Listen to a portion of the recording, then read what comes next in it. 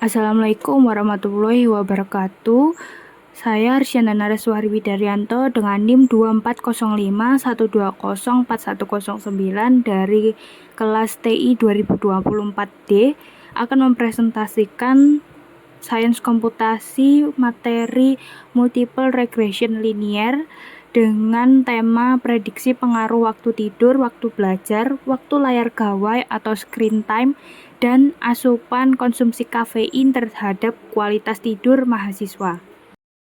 Selanjutnya adalah latar belakang pemilihan dataset. Jadi dataset yang saya pilih ini berjudul Student Sleep Patterns. Namun sebelum saya akan menjelaskan alasan saya memilih dataset tersebut, saya akan mengulas beberapa faktor yang mempengaruhi kualitas tidur mahasiswa.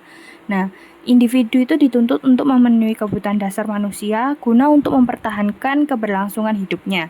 Salah satu kebutuhan dasarnya yaitu tidur. Kebutuhan tidur setiap individu berbeda bergantung pada usianya. Selain itu, setiap individu juga harus memenuhi kebutuhan tidurnya agar dapat menjalankan aktivitas dengan baik, salah satunya belajar, sehingga mahasiswa dapat fokus dalam belajar. Tidak hanya itu, di masa ini penggunaan smartphone sudah berubah menjadi peralatan yang universal digunakan dalam kehidupan sehari-hari, terhubung dengan jaringan virtual melalui internet. Meskipun smartphone ini juga memberikan banyak sekali manfaat, namun pemakaian smartphone yang berlebihan juga dapat memberikan dampak yang mengganggu kesehatan. Salah satunya adalah penggunaan smartphone dapat menyebabkan terganggunya kualitas tidur. Selain itu, kafein adalah zat psikoaktif yang paling banyak dikonsumsi di dunia dan diproduksi di dalam makanan, minuman, maupun obat-obatan.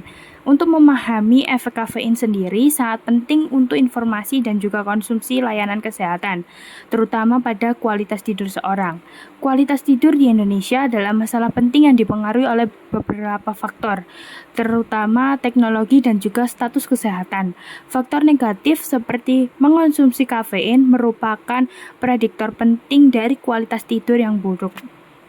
Nah, untuk pemilihan dataset student sleep pattern sendiri dipilih karena menyediakan data yang relevan mengenai kebiasaan tidur, konsumsi kafein, waktu belajar, dan waktu layar gawai mahasiswa.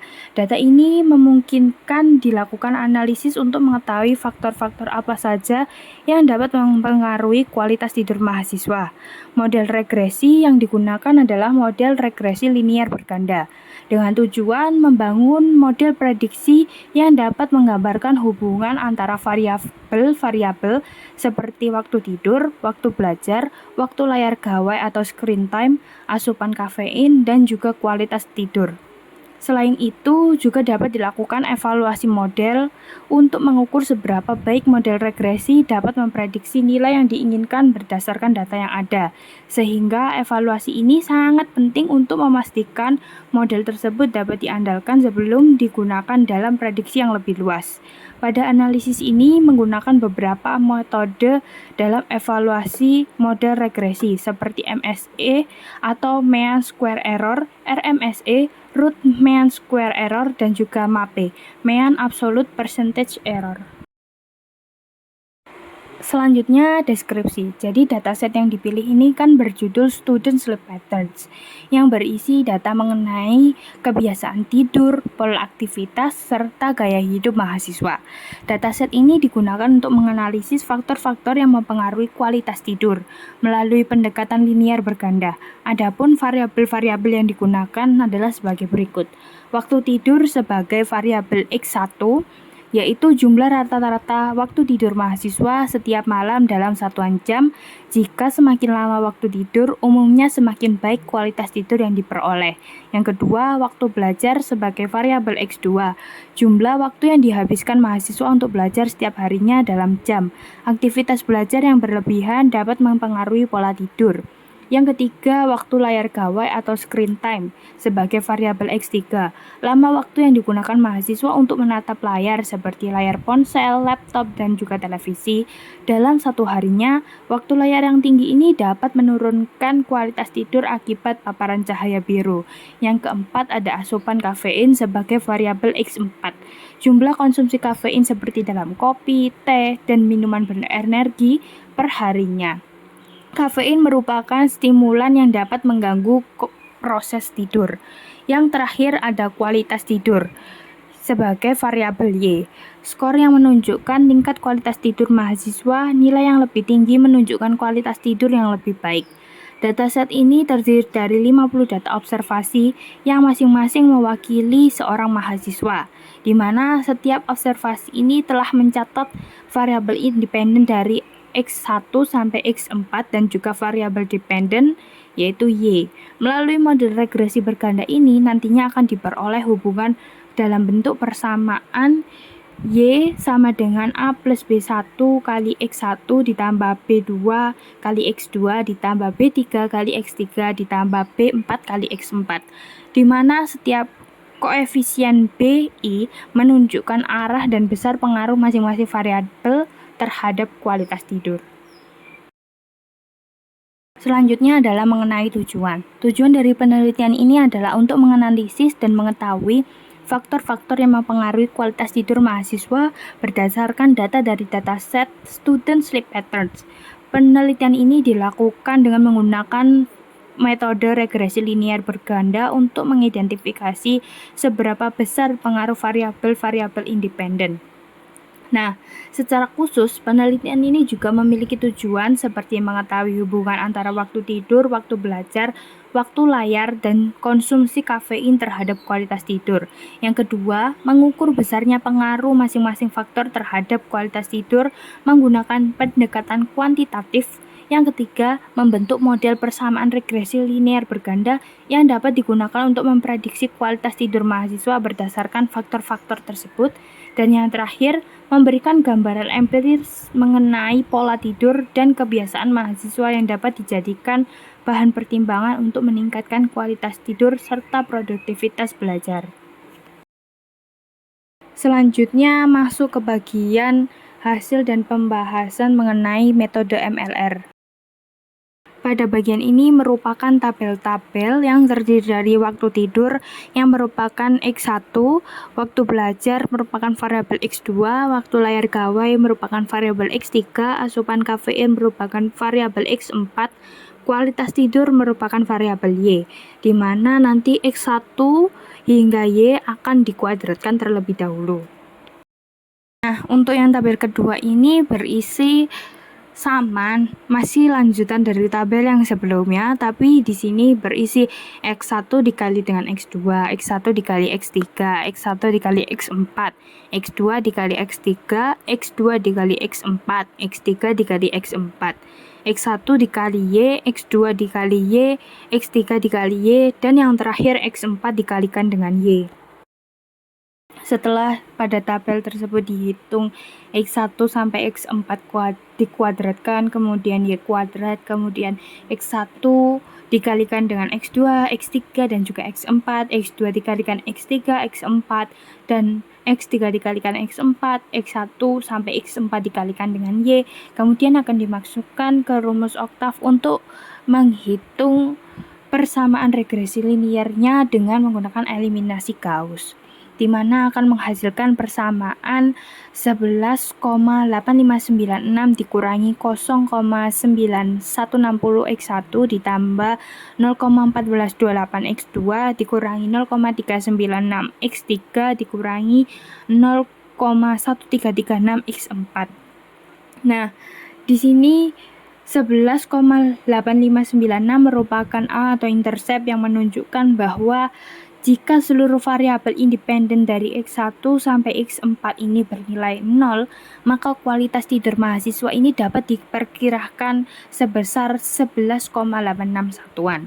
Selanjutnya untuk min 0,916 ini merupakan B1, di mana waktu tidur yang menunjukkan bahwa setiap penurunan 1 jam waktu tidur akan meningkatkan kualitas tidur sebesar 0,916 satuan, atau sebaliknya semakin lama waktu tidur cenderung menurunkan kualitas tidur. Hal ini bisa disebabkan oleh pola tidur yang tidak teratur atau faktor lainnya. Untuk 0,4128 merupakan B2 yang merupakan waktu belajar, di mana menunjukkan bahwa setiap penambahan 1 jam waktu belajar akan meningkatkan kualitas tidur sebesar 0,4128 satuan dengan asumsi variabel lain konstan. Hal ini menunjukkan bahwa hubungan positif yang relatif kecil. Selanjutnya, min 0,3962 atau B3 yang merupakan waktu layar gawai. Setiap penambahan 1 jam waktu layar gawai akan menurunkan kualitas tidur sebesar 0,3962 satuan. Artinya, semakin lama kita menatap layar gawai, maka akan semakin buruk kualitas tidur mahasiswa. Yang terakhir, min 0,1336 atau B4, asupan kafein. Setiap penambahan satuan konsumsi kafein akan menyebabkan penurunan kualitas tidur sebesar 0,1336 satuan. Ini menandakan efek negatif dari kafein terhadap kualitas tidur mahasiswa. Selanjutnya, yang kedua ada evaluasi model regresi. Tabel yang sama seperti sebelumnya, yaitu waktu tidur X1, waktu belajar X2, waktu layar gawai X3, asupan kafein X4, dan kualitas tidur Y. Tapi yang berbeda di sini terdapat tambahan Y prediksi, R mutlak atau absolut, dan R dibagi dengan Y. Untuk dapat menghitung MSE, RMSE, dan juga MAPE-nya. Hasil MSE, RMSE, dan juga MAPE. Nah, MSE merupakan mean square error, memiliki rumus RSS dibagi dengan N atau jumlah data. RSS memiliki rumus jumlah data Y aktual dikurangi Y prediksi kuadrat, sehingga dapat disimpulkan bahwa MSE ini sama saja seperti rata-rata dari R kuadrat. Selanjutnya ada RMSE atau root mean square error, di mana RMSE ini memiliki rumus akar RSS per N atau bisa disimpulkan sebagai akar MSE. Selanjutnya ada MAPE yang memiliki rumus jumlah dari absolut Y aktual dikurangi Y prediksi per Y aktual dikalikan 100% per N atau jumlah datanya, sehingga dari data ini diperoleh nilai MSE sekitar 6,97, di mana menunjukkan bahwa model memiliki tingkat kesalahan yang masih cukup tinggi karena semakin kecil nilai MSE-nya, maka semakin baik akurasi modelnya. Selanjutnya, RMSE dari data ini diperoleh sebesar 2,64 satuan dalam skala kualitas tidur, di mana semakin kecil nilai RMSE, semakin baik kemampuan model dalam melakukan prediksi. Nah, untuk MAPE pada dataset ini diperoleh hasil sekitar 58,20% dari nilai aktualnya.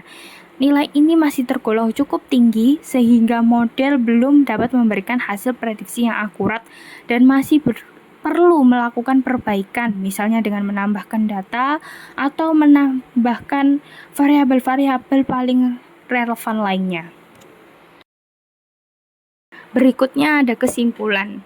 Dapat disimpulkan dari dataset yang berjudul Student Sleep Pattern dengan jumlah 50 data observasi ini bahwa secara umum variabel waktu tidur sebagai X1, waktu belajar sebagai X2, waktu layar gawai sebagai X3, asupan kafein sebagai X4 memiliki pengaruh terhadap kualitas tidur mahasiswa yang memiliki variabel Y.